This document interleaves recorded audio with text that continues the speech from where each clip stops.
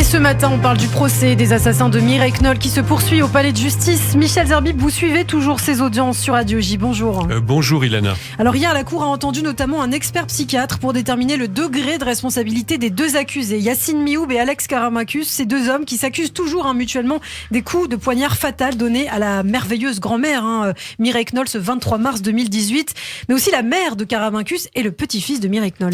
Oui, mais j'ai envie de vous parler d'abord du témoignage d'Alexandre, le fils d'Alan, donc le seul petit-fils de la Yiddish mamie Mireille Knoll. Depuis le début du procès, j'observe cet homme de 40 ans, costaud, crâne rasé, qui semble toujours prêt à bondir sur les deux accusés dans le box et qui les fusille du regard tout en réconfortant son père et son oncle durant ces longues et pénibles journées d'audience. À fleur de peau, Alexandre va réussir, sans se fâcher dans l'émotion, à livrer un témoignage plein d'humanité, d'amour pour Feigele, petit oiseau en yiddish, comme Kurt Knoll, son grand-père, appelait son épouse. Il a vécu lui-même à 18 ans dans ce petit appartement de l'avenue Philippe-Auguste. Ma grand-mère était une épicurienne de la vie, lumineuse, bienveillante, elle aimait la fête. Alexandre a toutefois envie de raconter l'histoire pourtant très dure de sa famille. Un grand-père survivant d'Auschwitz, mais qui ne parlait pas de la Shoah, et de Mireille, rescapée de justesse de la rafle du Veldiv. Une famille peu pratiquante, mais très fière de ses origines juives. J'ai grandi avec la conviction que jamais nous ne serons vraiment à l'abri de l'antisémitisme, a-t-il poursuivi. Et aujourd'hui, je prends tellement la mesure de cela. Je suis content que mon grand-père soit parti avant Mireille. Il n'y aurait pas survécu. Alors croit-il au mobile lui aussi antisémite, lui demande la Cour.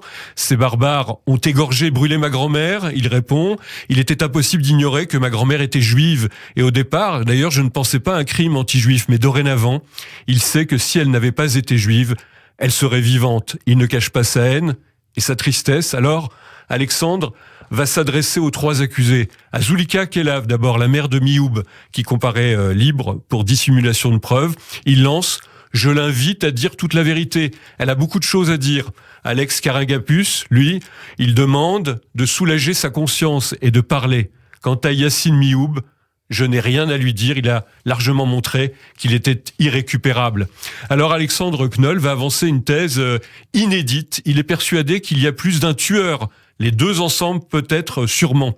D'ailleurs, l'attitude des deux hommes ajoute à l'horreur par leur impassibilité pendant les audiences. Ce sont des lâches. Je me considère comme un rescapé. Mes cousines qui vivent en Israël sont submergées, ne croient plus en la justice.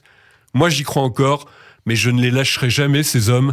Je prends ce combat à ma charge dorénavant. Et on peut se poser la question, Michel, y a-t-il un problème avec la responsabilité pénale des deux accusés ?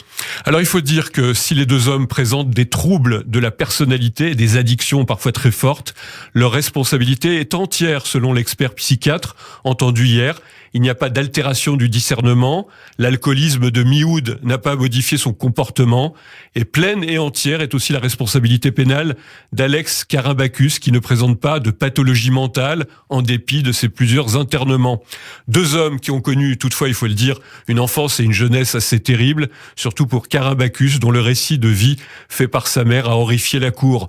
Nous y reviendrons bien sûr Ilana avec notamment le témoignage de la petite fille qui avait été agressée sexuellement par Mioub dans l'appartement même de Mireille Knoll. Merci beaucoup Michel Zerbib pour toutes ces précisions, ces informations donc sur le procès des assassins de Mireille Knoll qui se poursuit aux Assises de Paris. Et Michel, vous continuez bien sûr à suivre pour Radio J toutes ces audiences et également celle du 13 novembre 2015. On en parle bien sûr quotidiennement sur cette antenne.